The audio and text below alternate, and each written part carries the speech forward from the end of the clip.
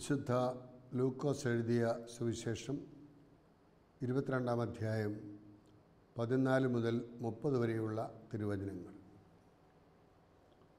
സമയമായപ്പോൾ അവൻ ഭക്ഷണത്തിന് ഇരുന്നു, അവനോടൊപ്പം അപ്പോസ്തലന്മാരും. അവൻ അവരോട് പറഞ്ഞു, പീഡ അനുഭവിക്കുന്നതിന് മുമ്പ് നിങ്ങളോടുകൂടെ ഈ പെസഹ ഭക്ഷിക്കുന്നതിന് ഞാൻ അത്യധികം ആഗ്രഹിച്ചു. ഞാൻ നിങ്ങളോട് പറയുന്നു, ദൈവരാജ്യത്തിൽ ഇത് പൂർത്തിയാകുന്നതുവരെ ഞാനിനി ഇത് ഭക്ഷിക്കുകയില്ല. അവൻ പാനപാത്രമെടുത്ത് കൃതജ്ഞതാ സ്തോത്രം ചെയ്തതിന് ശേഷം പറഞ്ഞു, ഇത് വാങ്ങി നിങ്ങൾ പങ്കുവയ്ക്കുവിൻ. ഞാൻ നിങ്ങളോട് പറയുന്നു, ഇപ്പോൾ മുതൽ ദൈവരാജ്യം വരുന്നതുവരെ മുന്തിരിയുടെ ഫലത്തിൽ നിന്ന് ഞാൻ പാനം ചെയ്യുകയില്ല. പിന്നെ അവൻ അപ്പമെടുത്ത് കൃതജ്ഞതാ സ്തോത്രം ചെയ്ത് മുറിച്ച് അവർക്ക് കൊടുത്തുകൊണ്ട് അരുളിച്ചെയ്തു, ഇത് നിങ്ങൾക്ക് വേണ്ടി നൽകപ്പെടുന്ന എൻ്റെ ശരീരമാണ്. എൻ്റെ ഓർമ്മയ്ക്കായി ഇത് ചെയ്യുവിൻ. അപ്രകാരം തന്നെ അത്താഴത്തിന് ശേഷം അവൻ പാനപാത്രമെടുത്ത്, ഈ പാനപാത്രം നിങ്ങൾക്ക് വേണ്ടി ചിന്തപ്പെടുന്ന എൻ്റെ രക്തത്തിലുള്ള പുതിയ ഉടമ്പടിയാണ്. എന്നാൽ ഇതാ എന്നെ ഒറ്റുകൊടുക്കുന്നവൻ്റെ കൈ എൻ്റെ അടുത്ത് മേശമേൽ തന്നെയുണ്ട്. നിശ്ചയിക്കപ്പെട്ടതുപോലെ മനുഷ്യപുത്രൻ പോകുന്നു, എന്നാൽ അവനെ ആരൊറ്റുകൊടുക്കുന്നുവോ ആ മനുഷ്യന് ദുരിതം. തങ്ങളിൽ ആരാണ് ഇത് ചെയ്യുവാനിരിക്കുന്നതെന്ന് അവർ പരസ്പരം ചോദിക്കുവാൻ തുടങ്ങി. തങ്ങളിൽ വലിയവൻ ആരാണെന്നൊരു തർക്കം അവരുടെ ഇടയിൽ ഉണ്ടായി. അപ്പോൾ അവൻ അവരോട് പറഞ്ഞു, വിജാതീയരുടെ മേൽ അവരുടെ രാജാക്കന്മാർ ആധിപത്യം അടിച്ചേൽപ്പിക്കുന്നു. തങ്ങളുടെ മേൽ അധികാരമുള്ളവരെ അവർ ഉപകാരികളായി കണക്കാക്കുകയും ചെയ്യുന്നു. എന്നാൽ നിങ്ങൾ അങ്ങനെ ആയിരിക്കരുത്. നിങ്ങളിൽ ഏറ്റവും വലിയവൻ ഏറ്റവും ചെറിയവനെ പോലെയും അധികാരമുള്ളവൻ ശുശ്രൂഷകനെ പോലെയും ആയിരിക്കണം. ആരാണ് വലിയവൻ? ഭക്ഷണത്തിനിരിക്കുന്നവനോ പരിചരിക്കുന്നവനോ? ഭക്ഷണത്തിനിരിക്കുന്നവനല്ലേ. ഞാനാകട്ടെ നിങ്ങളുടെ ഇടയിൽ പരിചരിക്കുന്നവനെ പോലെയാണ്. എൻ്റെ പരീക്ഷകളിൽ എന്നോടുകൂടി നിരന്തരം ഉണ്ടായിരുന്നവരാണ് നിങ്ങൾ. എൻ്റെ പിതാവ് എനിക്ക് രാജ്യം കൽപ്പിച്ചു തന്നിരിക്കുന്നത് പോലെ ഞാനും നിങ്ങൾക്ക് തരുന്നു. അത് നിങ്ങൾ എൻ്റെ രാജ്യത്തിൽ എൻ്റെ മേശയിൽ നിന്ന് ഭക്ഷിക്കുകയും പാനം ചെയ്യുകയും സിംഹാസനങ്ങളിലിരുന്ന് ഇസ്രായേലിലെ 12 ഗോത്രങ്ങളെ വിധിക്കുകയും ചെയ്യുന്നതിന് വേണ്ടി അത്രേ. മിശിഹായിൽ പ്രിയ സഹോദരി സഹോദരന്മാരെ, കടന്നുപോക്കലിൻ്റെ പെരുന്നാൾ സമാഗതമായി. പെസഹ, പാസ്ക, പാസ്ഓവർ, പേഷ എന്നീ വാക്കുകളിലൂടെയൊക്കെ നാം മനസ്സിലാക്കുന്നത് കടന്നു പോവുക എന്നുള്ളതാണ്. എന്താണ് ഈ കടന്നുപോക്കൽ എന്ന് നാം ചിന്തിക്കുമ്പോൾ, അടിമത്തത്തിൽ നിന്നും വാഗ്ദത്ത നാട്ടിലേക്കുള്ള കടന്നുപോക്കൽ. എൻ്റെ ജനത്തിൻ്റെ കഷ്ടത ഞാൻ കാണുന്നു, നീ അവരെ വിടുവിക്കുവാൻ പോകണം എന്ന് മോശയെ നിയോഗിച്ച ദൈവം ഫറവോൻ്റെ അടുത്തേക്ക് മോശയെ അയക്കുകയാണ്. അത്ഭുതങ്ങൾ 10 പ്രവർത്തിച്ചിട്ടും കഠിനഹൃദയനായ ഫറവോൻ്റെ ഹൃദയം അലിയുന്നില്ല. ഫറവോൻ്റെ ആദിയാതൻ മരിച്ചപ്പോൾ ഇസ്രായേൽ ജനത്തെ വിട്ടയക്കുകയാണ്. വിടുവിക്കപ്പെട്ട ജനത്തെയും കൂട്ടിക്കൊണ്ട് വാഗ്ദത്ത നാട്ടിലേക്ക് മോശ പോകുമ്പോൾ പല പ്രതിസന്ധികളിലൂടെയാണ് കടന്നു പോകുവാനിരുന്നത്. ചെങ്കടൽ കിടക്കേണ്ടതായിട്ട് വന്നു. എപ്രകാരം അക്കരെ കടക്കുമെന്ന് അന്താളിച്ചു നിൽക്കുമ്പോൾ മോശ ദൈവത്തോട് ചോദിക്കുകയാണ്, എന്താണ് ചെയ്യേണ്ടത്? നിൻ്റെ കയ്യിലുള്ള വടി കൊണ്ട് വെള്ളത്തിലടിക്കുക. വെള്ളം വഴിമാറിക്കൊടുക്കുന്നു. വിടുവിക്കപ്പെട്ട ജനം അക്കരെ കടക്കുന്നു. ബന്ദികളാക്കിക്കൊണ്ട് തിരിച്ചു പോകുവാൻ വന്ന ശത്രുക്കൾക്ക് അടുത്തു വരാനാവാത്ത വിധം വെള്ളം വീണ്ടും ഒന്നിച്ചു ചേരുന്നു. അവരെ സംബന്ധിച്ചിടത്തോളം ചെങ്കടലിലൂടെയുള്ള ഒരു കടന്നുപോക്കൽ ആയിരുന്നു പെസഹായുടെ ആരംഭം. വീണ്ടും അവിടെ നിന്നും അവർ മരുഭൂമിയിലൂടെയാണ് കടന്നു പോയത്. തിക്തമായ അനുഭവം. കുടിക്കുവാൻ വെള്ളമില്ല, ഭക്ഷിക്കുവാൻ ആഹാരമില്ല. മോശയ്ക്കെതിരായി, യഹോവയ്ക്കെതിരായി പിറുപിറുക്കുന്ന ജനത്തെ കാണുകയാണ്. മോശ യഹോവയോട് വീണ്ടും ചോദിക്കുകയാണ്, എന്താണ് ചെയ്യേണ്ടത്? നിൻ്റെ കയ്യിലുള്ള വടി കൊണ്ട് പാറയിൽ അടിക്കുക. പാറയിൽ നിന്ന് കുടിക്കുവാൻ വെള്ളമൊഴുക്കി കൊടുക്കുന്നു. ഭക്ഷിക്കുവാനായി മന്നായും കാടപ്പക്ഷിയും നൽകുന്നു. മരുഭൂമിയിലൂടെ സുഗമമായി സഞ്ചരിക്കുവാൻ, അത്യുഗ്രമായ ചൂടിൽ നിന്ന് സംരക്ഷണം ലഭിക്കുവാൻ സൂര്യകിരണങ്ങളെ മേഘം കൊണ്ട് മറച്ചു കൊടുക്കുന്നു. രാത്രിയിൽ മരുഭൂമിയിലൂടെ സഞ്ചരിക്കുവാൻ അവർക്ക് അഗ്നിദീപത്തോട് നൽകി നയിക്കുന്നു. എത്ര വലിയ പരിപാലനയാണ് അവിടെ നാം കാണുന്നത്. നമ്മുടെ ജീവിത സാഹചര്യങ്ങളിൽ, പ്രതിസന്ധികളിൽ എന്താണ് തമ്പുരാനെ ഞാൻ ചെയ്യേണ്ടതെന്ന് മോശ യഹോവയോട് ചോദിച്ചതുപോലെ ചോദിക്കുവാനുള്ള ഒരു ധൈര്യം നാം കാണിക്കണം. ദൈവത്തെ അബ്ബാ, പിതാവേ എന്ന് വിളിക്കുമ്പോൾ ആ പിതാവിനോട് മക്കളെന്നുള്ള നിലയിൽ ചോദിക്കുവാനുള്ള കടമ നമുക്കുണ്ട്. അവിടുത്തെ ആശ്രയിച്ചുകൊണ്ട് അങ്ങയോട് അപേക്ഷിക്കുമ്പോൾ അവിടുന്ന് നമ്മെ ഉപേക്ഷിക്കുകയില്ല. നമുക്കതിൻ്റെതായ വഴികൾ അവിടുന്ന് കാണിച്ചു തരും. വിടുവിക്കപ്പെട്ട ജനത്തെയും കൂട്ടിക്കൊണ്ട് വാഗ്ദത്ത നാട്ടിലേക്ക് പോകുമ്പോൾ മോശയ്ക്ക് അവിടെ എത്തിച്ചേരാൻ സാധിക്കുന്നില്ല. മോശയുടെ മരണശേഷം ജോഷുവ അവരെ വാഗ്ദത്ത നാട്ടിലേക്ക് എത്തിക്കുന്നു. അത്ഭുതകരമായി നാം അടിമത്തത്തിൽ നിന്ന് വാഗ്ദത്ത നാട്ടിലേക്ക് പാപത്തിൻ്റെ പൈശാചികമായ ബന്ധനങ്ങളിൽ നിന്ന് വിമുക്തരാക്കപ്പെട്ടുകൊണ്ട് സ്വർഗീയ ജെറുസലേമിലേക്ക് യാത്ര ചെയ്തുകൊണ്ടിരിക്കുന്ന സിയോൻ സഞ്ചാരികളാണ്. നമ്മുടെ ജീവിതയാത്രയിൽ ചെങ്കടൽ കിടക്കേണ്ട സാഹചര്യം, മരുഭൂമിയിലുള്ള ആ ദുർഘടമായ സഞ്ചാരം ഒക്കെ നമ്മുടെ ജീവിതത്തിൽ കടന്നു വരാം. എങ്കിലും തമ്പുരാനിൽ ആശ്രയിച്ചുകൊണ്ട് മുമ്പോട്ട് നീങ്ങുവാനുള്ള അനുഗ്രഹമാണ് നാം അപേക്ഷിക്കേണ്ടത്. യഹോവയായ ദൈവം ഇസ്രായേൽ ജനത്തോട് കാണിച്ച ഈ ഔദാര്യത്തിന് നന്ദി അറിയിക്കുവാൻ അവർ തങ്ങളുടെ പാപത്തിന് പരിഹാരമായി കുഞ്ഞാട്ടൻകുട്ടിയെ കൊന്നതിൻ്റെ രക്തമെടുത്ത് ബലിപീഠത്തിൻ്റെ മേലും ജനത്തിൻ്റെ മേലുമൊക്കെ തളിച്ചുകൊണ്ട് ശുദ്ധീകരണ കർമ്മം നിർവഹിച്ചു. എങ്കിൽ പുതിയ നിയമത്തിൽ ലോകത്തിൻ്റെ പാപത്തെ വഹിക്കുന്ന ദൈവത്തിൻ്റെ കുഞ്ഞാടായി യേശുതമ്പുരാൻ കടന്നു വരികയാണ്. പഴയ നിയമത്തിൽ ജനത്തിൻ്റെ പാപത്തിന് പരിഹാരമായി കാളകളെ കൊന്ന് അതിൻ്റെ രക്തമെടുത്ത് ബലിപീഠത്തിൻ്റെ മേലും ഭവനങ്ങളുടെ കട്ടളപ്പടികളുമേലുമൊക്കെ തളിച്ചുകൊണ്ട് ജനത്തിൻ്റെ മേലുമൊക്കെ തളിച്ചുകൊണ്ട് ശുദ്ധീകരണ കർമ്മം നിർവഹിച്ചു. എങ്കിൽ ഇതാ ലോകത്തിൻ്റെ പാപത്തെ വഹിക്കുന്ന ദൈവത്തിൻ്റെ കുഞ്ഞാട് എന്ന് സ്നാപയോഹന്നാൻ ആരെ കാണിച്ചു കൊടുത്തുവോ ആ ദിവ്യ ചെമ്മരിയാട്ടിൻകുട്ടി ഈ ലോകത്തെ വിട്ട് കടന്നു പോകുവാനുള്ള സമയം സമാഗതമായി എന്നറിഞ്ഞപ്പോൾ യഹൂദ പാരമ്പര്യം കാത്തു സൂക്ഷിച്ചുകൊണ്ട് കടന്നുപോക്കലിൻ്റെ പെരുന്നാൾ ആചരിക്കുവാൻ എല്ലാ യഹൂദരും ബാധ്യസ്ഥരാണ്. ആ ബോധ്യത്തോടു കൂടിയാണ് ജെറുസലേമിലേക്ക് കടന്നു വരുന്നത്. അവിടുന്ന് പെസഹ ഭക്ഷിക്കുവാൻ ആഗ്രഹിക്കുകയാണ്. നിങ്ങളോടുകൂടി ഈ പെസഹ ഭക്ഷിക്കുന്നതിന് ഞാൻ അത്യധികം ആഗ്രഹിച്ചു എന്ന് പറഞ്ഞുകൊണ്ട് തൻ്റെ ആഗ്രഹം വളരെ താല്പര്യത്തോടുകൂടി പ്രകടിപ്പിക്കുന്ന യേശുവിനെ നാം കാണുകയാണ്. ജനിച്ചപ്പോൾ സ്വന്തമായ സ്ഥലമില്ല, കാലിത്തൊഴുത്തിൽ ജനിച്ചവൻ, ജീവിച്ചപ്പോൾ അഭയാർത്ഥിയെപ്പോലെ ജെറുസലേമിലും സമറിയായാലും യൂദയായാലും ചുറ്റി നടന്ന് നന്മ ചെയ്തുകൊണ്ട് ജീവിച്ചവന് പെസഹ ഒരുക്കുവാൻ സ്ഥലമില്ല.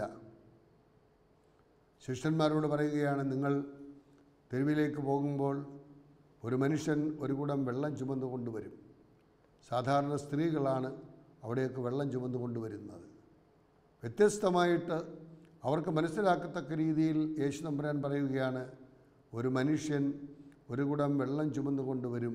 അവനോട് ചോദിക്കണം, എവിടെയാണ് ഗുരുവിന് പെസഹ ഒരുക്കേണ്ടത്? അവൻ നിങ്ങൾക്ക് കാണിച്ചു തരും.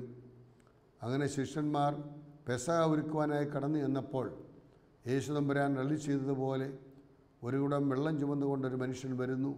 ആ മനുഷ്യനോട് ചോദിക്കുകയാണ്, എവിടെയാണ് ഗുരുവിന് പെസഹ ഒരുക്കേണ്ടത്? അതിനുള്ള സ്ഥലം വേണം എന്നാവശ്യപ്പെട്ടപ്പോൾ ആ മനുഷ്യൻ കാണിച്ചു കൊടുത്തത് മർക്കോസിൻ്റെ ഭവനമായ മാളികയിലാണ്. ജെറുസലേമിന് സമീപത്തായിട്ടുള്ള മർക്കോസിൻ്റെ ആ ഭവനത്തിൽ, ഉയർന്ന മലയുടെ മുകളിലുള്ള ആ ഭവനത്തിൽ പെസഹ ഒരുക്കുകയാണ്. രാത്രികളുടെ രാത്രി എന്നറിയപ്പെടുന്ന പെസഹ ദിവസം ഈ ലോകത്തെ വിട്ട് കടന്നു പോകുവാനുള്ള സമയം സമാഗതമായി എന്ന് മനസ്സിലാക്കിയ യേശു തമ്പുരാൻ കടന്നുപോക്കലിൻ്റെ പെരുന്നാൾ ആചരിക്കുവാൻ ഒരുങ്ങുന്ന ഒരു പശ്ചാത്തലത്തിൽ ശിഷ്യന്മാർ ഒന്നിച്ചുകൂടി അവിടുന്ന് അവരുടെ പാദങ്ങൾ കഴുകുകയാണ് ചെയ്തത്. സാധാരണ ഭവനത്തിൽ വരുന്നവരുടെ പാദങ്ങൾ, അവർ തെരുവിലൂടെയൊക്കെയാണ് വരുന്നത്, കാലിലെ പൊടിയും അശുദ്ധതകളുമൊക്കെ തട്ടിക്കളയുവാൻ, കഴുകിക്കളയുവാൻ, അങ്ങനെ വേണം ഭവനത്തിലേക്ക് പ്രവേശിക്കുവാൻ.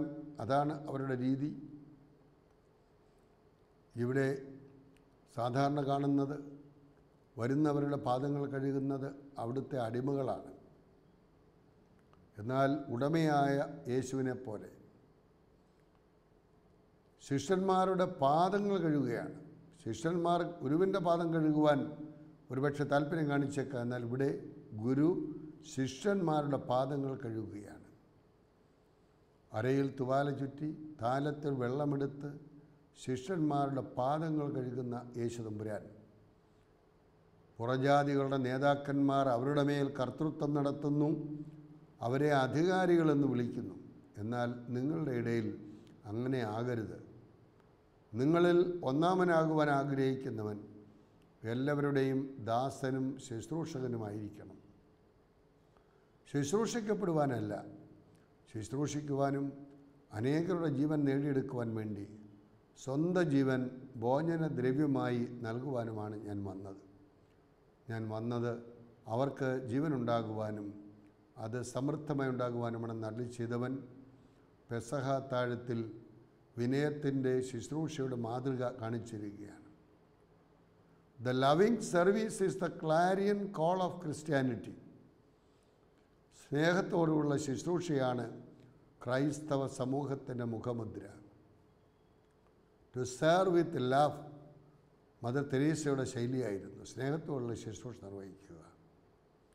അൾത്താരയിലെ യേശുവിനെ, ഹൃദയത്തിലേക്ക് വരുന്ന യേശുവിനെ ഈ അനാഥ കുഞ്ഞിൽ കാണുന്നു, ഈ വൃദ്ധരായ അവഗണിക്കപ്പെട്ട മാതാപിതാക്കൾ കാണുന്നു, ഈ എയ്ഡ്സ് രോഗിയിൽ കാണുന്നു, ഈ കുഷ്ഠരോഗിയിൽ കാണുന്നു.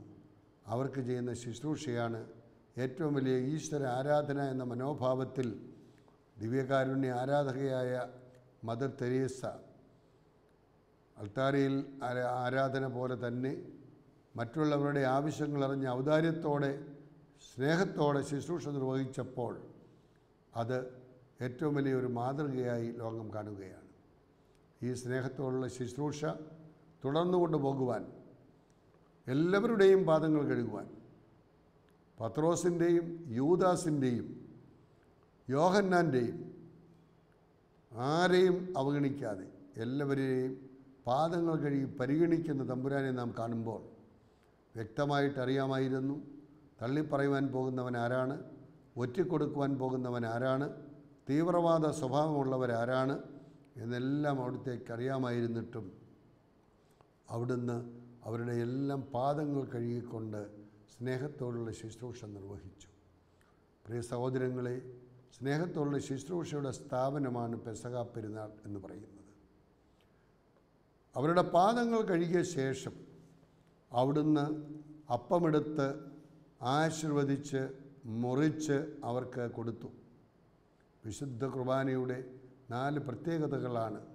അപ്പമെടുക്കുക, പല ഗോതമ്പ് മണികൾ പൊടിച്ച് ഉരച്ച് ഒരപ്പമായി മാറുന്നത് പോലെ പല വ്യക്തിത്വങ്ങളായ നാം ഒന്നായി ഒരു കുടുംബമായി കൂട്ടായ്മയായി അൾത്താരയിൽ സമർപ്പിക്കപ്പെടുന്നത് ഈ അപ്പത്തിൻ്റെ സാദൃശ്യത്തിലാണ്.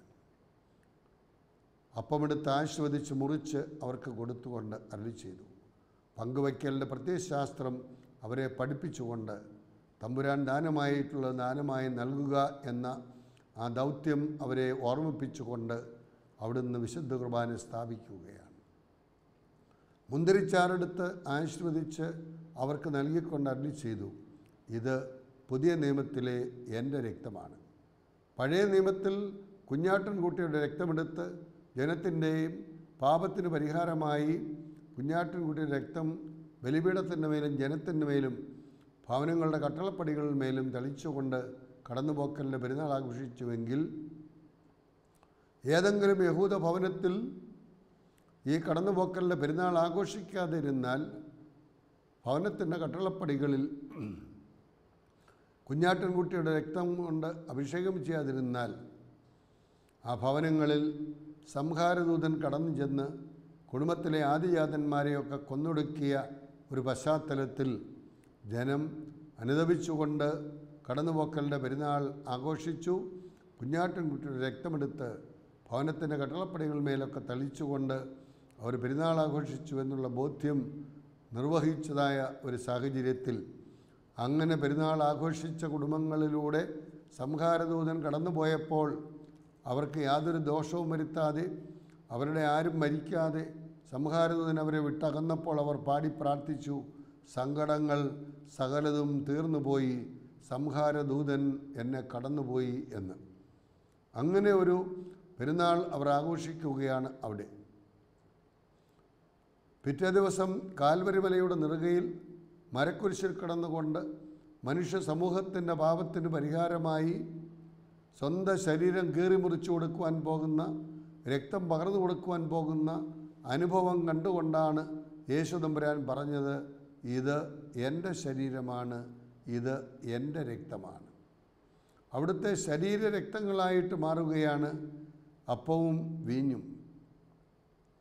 ബലിയർപ്പിക്കപ്പെടുന്ന ആ വ്യക്തി ബലിവസ്തു എടുത്തുകൊണ്ടാണ് പറയുന്നത്, ഇതെൻ്റെ ശരീരമാണ്, ഇതെൻ്റെ രക്തമാണ്. എന്നാൽ യേശു തമ്പുരാനെ സംബന്ധിച്ചിടത്തോളം അവിടുത്തെ വാക്കുകളേറെ അർത്ഥവത്താണ്.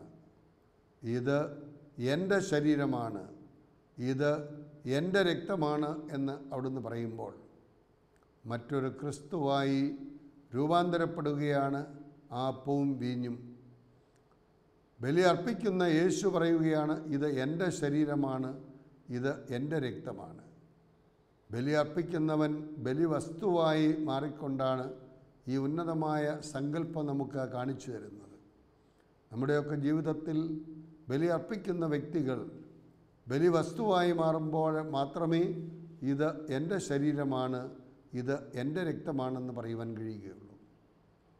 ഇത് കർത്താവിൻ്റെ ശരീരമാണ്, കർത്താവിൻ്റെ രക്തമാണെന്നുമല്ല, ഇത് എൻ്റെ ശരീരമാണ്, ഇത് എൻ്റെ രക്തമാണെന്ന് പറയുമ്പോൾ മറ്റൊരു ക്രിസ്തുവായി രൂപാന്തരപ്പെട്ടു വേണം വിശുദ്ധ ബലി അർപ്പിക്കുവാൻ എന്നുകൂടി നമ്മെ ഓർമ്മിപ്പിക്കുകയാണ്. ബലി അർപ്പിക്കുന്നതിന് മുമ്പും അർപ്പണ സമയത്തും അർപ്പണശേഷവും നാം ആ ബോധ്യമുള്ളവരായിരിക്കണം എന്ന് നമ്മെ ഓർമ്മിപ്പിക്കുകയാണ്. പ്രിയ സഹോദരങ്ങളെ, വിശുദ്ധ കുർബാന സ്ഥാപിച്ച ദിവസമാണ് പെസഹ പെരുന്നാൾ ദിവസം. പഴയ നിയമത്തിൽ കർഷകരായ പൂർവികർ അധ്വാനത്തിൻ്റെ ഫലമായി അവർക്ക് ലഭിച്ച ധാന്യവസ്തുക്കൾ ദൈവത്തിന് സമർപ്പിച്ചു. അവരുടെ പട്ടികയിൽപ്പെട്ടവനായിരുന്നു കായേൻ. കായേൻ തനിക്ക് ലഭിച്ച കൃഷിവസ്തുക്കളിൽ, ധാന്യങ്ങളിൽ, വിഭവങ്ങളിൽ ഏറ്റവും മെച്ചമായത് ദൈവത്തിന് കൊടുത്തില്ല. കടമ നിറവേറ്റുവാൻ വേണ്ടി പോയി ചെയ്തു. ഉള്ളതും ഉള്ളുമറിയുന്ന തമ്പുരാൻ അവൻ്റെ കാഴ്ചകൾ സ്വീകരിച്ചില്ല. ആബേൽ ഇടയ പാരമ്പര്യം പിന്തുടർന്നവനാണ്. ഏറ്റവും ശ്രേഷ്ഠമായ ആടിനെ, കുറ്റമില്ലാത്ത കുഞ്ഞാടിനെ സമർപ്പിച്ചു. ആ ബലിയിൽ ദൈവം സംപ്രീതനായി. അവൻ്റെയും ഉള്ളതെന്താണെന്ന് അറിഞ്ഞു മനസ്സിലാക്കിയ യേശു തമ്പുരാൻ അവൻ്റെ ബലിയെ സ്വീകരിച്ചു. അസൂയയാൽ കായേൻ സ്വന്തം സഹോദരനായ ആബേലിനെ കൊല്ലുകയാണ്. ഇന്നത്തെ സമൂഹത്തിലും ഇതുതന്നെയാണ് നടക്കുന്നത്. ദൈവത്തിൻ്റെ മുമ്പിൽ ഒന്നും ഒളിച്ചു വയ്ക്കുവാനും മറച്ചു വയ്ക്കുവാനുമില്ലാതെ നമ്മെ നാം ആയിരിക്കുന്ന സ്ഥിതിയിൽ കാണുന്ന തമ്പുരാൻ നമ്മുടെ മനോഭാവത്തെ കാണുകയാണ്. മറ്റുള്ളവരെ കാണിക്കുവാനല്ല, ദൈവത്തെ അറിഞ്ഞുകൊണ്ട്, സ്നേഹിച്ചുകൊണ്ട്, അംഗീകരിച്ചുകൊണ്ട് സമർപ്പിക്കുവാൻ നാം കടന്നു വരുമ്പോൾ ഇവരധരം കൊണ്ട് എന്നെ സ്തുതിക്കുന്നു, ഇവരുടെ ഹൃദയമോ എന്നിൽ നിന്ന് അകന്നിരിക്കുന്നു എന്ന് പറയുവാനിടയാകരുത്. അത്ര ഭക്തിയോടും ശ്രദ്ധയോടും ഒരുക്കത്തോടും കൂടി വേണം ഈ ബലി അർപ്പിക്കുവാൻ എന്ന് നമ്മെ ഓർമ്മിപ്പിക്കുകയാണ്. ശ്രേഷ്ഠമായ ബലിയർപ്പണത്തിന് ശേഷം അവിടുന്ന് പൗരോഹിത്യം സ്ഥാപിച്ച മഹത്തായ ആ ശുശ്രൂഷയെ കൂടി നാം മാനിക്കുകയാണ് ഈ പെസഹ പെരുന്നാൾ ദിവസം. അപ്പമെടുത്ത് ആശീർവദിച്ച് മുറിച്ചവർക്ക് നൽകിക്കൊണ്ട് ഇതെൻ്റെ ശരീരമാണ് എന്നറിയി ചെയ്തവൻ, മുന്തിരിച്ചാറെടുത്ത് ആശീർവദിച്ച് ഇതെൻ്റെ രക്തമാണെന്ന് അറിയിച്ചവൻ, 5 അപ്പം കൊണ്ട് 5000 പേരെ തൃപ്തിപ്പെടുത്തിയവൻ, വെള്ളം വീഞ്ഞാക്കി മാറ്റിയവൻ, മരിച്ച ലാസറിനെ ഉയർപ്പിച്ചവൻ പറയുകയാണ്, ഞാൻ ഈ ചെയ്തത് എൻ്റെ ഓർമ്മയ്ക്കായി നിങ്ങൾ ചെയ്യുവിൻ. അവിടെയാണ് അവിടുന്ന് പൗരോഹിത്യം സ്ഥാപിച്ചത്. മറ്റൊരു ക്രിസ്തുവായി രൂപാന്തരപ്പെട്ട് വചനപ്രഘോഷണത്തിലൂടെ കൂദാശകൾ ഭക്തിയോടും ശ്രദ്ധയോടും കൂടി പരികർമ്മം ചെയ്തുകൊണ്ട് ജനങ്ങളുടെ നേതാവായി പ്രവർത്തിക്കുവാനാണ് അവിടുന്ന് പൗരോഹിത്യം ഏർപ്പെടുത്തി പുരോഹിതന്മാരെ അഭിഷിക്തരാക്കിയിരിക്കുന്നത്. തൻ്റെ പ്രതിനിധികളായി ജീവിക്കുന്നു എന്നാൽ ഞാനല്ല, ക്രിസ്തു എന്നിൽ ജീവിക്കുന്നു എന്ന് പൗലോസ് അപ്പോസ്തലൻ പറഞ്ഞതുപോലെ മറ്റൊരു ക്രിസ്തുവായി രൂപാന്തരപ്പെടുവാനുള്ള അനുഗ്രഹമാണ് അവിടുന്ന് നമുക്ക് നൽകിയിരിക്കുന്നത് പൗരോഹിത്യത്തിലൂടെ. ദൈവത്തിൻ്റെ മുമ്പിൽ നിൽക്കുന്നവൻ, മനുഷ്യരുടെ മുമ്പിൽ നിൽക്കുന്നവൻ, മനസാക്ഷിയുടെ മുമ്പിൽ നിൽക്കുന്നവൻ, ഈ പ്രപഞ്ചത്തിൻ്റെ മുമ്പിൽ നിൽക്കുന്നവൻ, ദൈവത്തെയും മനുഷ്യരെയും തമ്മിൽ യോജിപ്പിക്കുന്നവൻ, മനുഷ്യരെ മനുഷ്യരുമായി യോജിപ്പിക്കുന്നവൻ, മനുഷ്യരെ അവൻ്റെ ഹൃദയവുമായി യോജിപ്പിക്കുന്നവൻ, ഈ പ്രപഞ്ചവുമായി യോജിപ്പിക്കുന്നവൻ, അങ്ങനെയുള്ള വലിയ ഉത്തരവാദിത്വമാണ് പൗരോഹിത്യത്തിലൂടെ തമ്പുരാൻ നമുക്ക് നൽകിയിരിക്കുന്നത്. മാലാഖമാർക്ക് പോലും കൊടുക്കാത്ത അനുഗ്രഹമാണ് പുരോഹിതന്മാർക്ക് ദൈവം നൽകിയിരിക്കുന്നത്. മാലാഖമാർ ദൈവം പരിശുദ്ധൻ പരിശുദ്ധൻ പരിശുദ്ധൻ എന്ന് പാടി സ്തുതിക്കുമ്പോൾ ഇതെൻ്റെ ശരീരമാണ്, ഇതെൻ്റെ രക്തമാണ് എന്ന് പറഞ്ഞ് അവിടുത്തെ ശരീരരക്തങ്ങളായി മാറുവാൻ, എന്നെ ഭക്ഷിക്കുന്നവൻ അവൻ എന്നിലും ഞാൻ അവനിലും വസിക്കുമെന്നരുളി ചെയ്തവൻ, അവൻ്റെ വാസസ്ഥലമായി നമ്മുടെ ഹൃദയത്തെ മാറ്റുവാൻ, മറ്റുള്ളവരിൽ എഴുന്നള്ളിയിരിക്കുന്ന തമ്പുരാൻ്റെ സാന്നിധ്യം മനസ്സിലാക്കിക്കൊണ്ട്, അംഗീകരിച്ചുകൊണ്ട്, ആദരിച്ചുകൊണ്ട് എന്നെപ്പോലെ ജീവിക്കുവാൻ അവകാശമുള്ള അവനും ജീവിക്കണം, മനുഷ്യനായി മനുഷ്യത്വത്തോടെ ജീവിക്കണമെന്നുള്ള മനോഭാവത്തിൽ കൂദാശകൾ പരികർമ്മം ചെയ്തുകൊണ്ട് ബലി അർപ്പിക്കുന്നവൻ ബലിവസ്തുവായി മാറിക്കൊണ്ട് ഈ ധർമ്മം നിർവഹിക്കുമ്പോൾ പൗരോഹിത്യ ജീവിതം ധന്യമായ ഒരു ജീവിതമാവുകയാണ്. കാൽവരിയിലെ ബലിയിലെ സഹകാർമ്മികനായി സഹരക്ഷകരായി മാറുവാനുള്ള ഒരു വലിയ വിളിയാണ് ദൈവനമ്പുരാൻ നൽകിയിരിക്കുന്നത്. അവസാനമായി ഞാൻ ഈ ചെയ്തതിൻ്റെ ഓർമ്മയ്ക്കായി ചെയ്യുവനെന്ന് പറഞ്ഞുകൊണ്ട് വിശുദ്ധ കുർബാനയും കൂദാശകളൊക്കെ സ്ഥാപിച്ച് പൗരോഹിത്യം ഏർപ്പെടുത്തി അവിടുന്ന് തൻ്റെ ശിഷ്യന്മാരോട് പറയുകയാണ്, ഞാൻ നിങ്ങൾക്കൊരു കൽപ്പന നൽകുന്നു.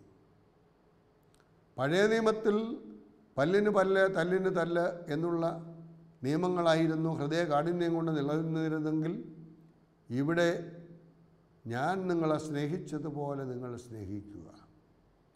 ഓരോരുത്തരും ആയിരിക്കുന്ന സ്ഥിതിയിൽ അവരെ അംഗീകരിച്ചുകൊണ്ട് അവരിലുള്ള കാതലായ മാറ്റം പ്രതീക്ഷിച്ചുകൊണ്ട് ഒരു സ്നേഹ സമൂഹം സൃഷ്ടിക്കുവാൻ അവരെ ക്ഷണിക്കുകയാണ്.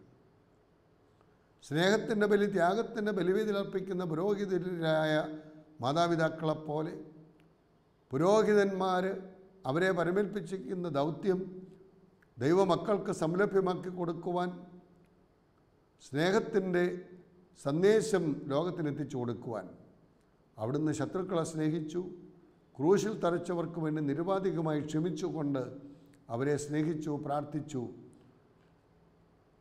നല്ല കള്ളന് അവിടുന്ന് പറുദീസ വാഗ്ദാനം ചെയ്തു. ഇങ്ങനെയൊക്കെയുള്ള പുതിയ സ്നേഹത്തിൻ്റെ അടയാളമാണ് തമ്പുരാൻ കാണിച്ചു തന്നതെങ്കിൽ അങ്ങനെ നവ്യമായ ഒരു കൽപ്പന ഞാൻ നിങ്ങൾക്ക് നൽകുന്നു, നിങ്ങൾ തമ്മിൽ സ്നേഹിക്കുവിൻ, ഞാൻ നിങ്ങളെ സ്നേഹിച്ചതുപോലെ. എന്ത് കൊടുക്കാമെന്നുള്ളതായിരുന്നു ദൈവത്തിൻ്റെ സ്നേഹം. ആ സ്നേഹം ഏറ്റുവാങ്ങുന്ന നാം മറ്റുള്ളവർക്ക് എന്ത് കൊടുക്കാം എന്നുള്ള രീതിയിൽ ചിന്തിച്ചുകൊണ്ട് നിസ്വാർത്ഥതയോടെ പരസ്പരം സ്നേഹിക്കുവാൻ ദൈവം നമ്മെ സ്നേഹിച്ചതുപോലെ മറ്റുള്ളവർക്ക് വേണ്ടി ജീവൻ അർപ്പിക്കുവാൻ തയ്യാറായിട്ടുള്ള ഒരു സ്നേഹത്തെ വളർത്തിയെടുത്തുകൊണ്ട് സമൂഹം നേരിടുന്ന പ്രശ്നങ്ങൾക്ക് പരിഹാരം കണ്ടെത്തുവാൻ ഈ ലോകത്തെ വിട്ട് കടന്നു പോകേണ്ടവരാണ് നാം. കടന്നുപോക്കലിൻ്റെ പെരുന്നാൾ ആഘോഷിക്കുമ്പോൾ തമ്പുരാൻ്റെ സന്നിധിയിലേക്ക് കടന്നു ചെല്ലുമ്പോൾ എൻ്റെ പിതാവിനാൽ അനുഗ്രഹിക്കപ്പെട്ടവരെ വരുവീൻ, നിങ്ങൾക്കായി ഒരുക്കിയിരിക്കുന്ന സൗഭാഗ്യത്തിലേക്ക് പ്രവേശിക്കുവിനെന്ന് അരുളി ചെയ്യുന്ന മോഹനമായ ശബ്ദം കേൾക്കുവാൻ നമ്മെ ഏവരെയും ദൈവം വാഴ്ത്തി അനുഗ്രഹിക്കണമേ എന്ന് ശിഷ്യന്മാരുടെ പാദങ്ങൾ കഴുകി സ്നേഹത്തിൻ്റെ ശുശ്രൂഷ കാണിച്ചെന്ന് അവിടുന്ന് വിശുദ്ധ കുർബാന സ്ഥാപിച്ചുകൊണ്ട് കാരുണ്യമേകുവാൻ മാതൃക കാണിച്ചെന്ന് അവിടുന്ന് പൗരോഹിത്യം ഏർപ്പെടുത്തിക്കൊണ്ട് ഔന്നത്യത്തിലേക്ക് നയിച്ച് വിനീതരായ ശുശ്രൂഷകരായി ജീവിക്കുവാൻ ക്ഷണിച്ചിരിക്കുന്ന അവിടുന്ന് സ്നേഹത്തിൻ്റെ കൽപ്പനകൾ പാലിച്ചുകൊണ്ട് സ്നേഹ സമൂഹം സൃഷ്ടിച്ച് ലോകം നേരിടുന്ന പ്രശ്നങ്ങൾക്ക് പരിഹാരം കണ്ടെത്തുവാൻ നമ്മെ ശക്തിപ്പെടുത്തണമേ എന്ന് ഈ ലോകത്തെ വിട്ട് കടന്നു പോകേണ്ടവരായ നാം കടന്നുപോക്കലിൻ്റെ പെരുന്നാളിൽ പെസഹ പെരുന്നാളിൽ തീവ്രമായി പ്രാർത്ഥിക്കുകയും അതിനനുയോജ്യമായ പ്രവർത്തനങ്ങൾ കാഴ്ചവെക്കുകയും ചെയ്ത് ദൈവത്തെ മഹത്വപ്പെടുത്തുവാൻ ജനത്തെ ശുശ്രൂഷിക്കുവാൻ അവിടുന്ന് അനുഗ്രഹം നൽകട്ടെ.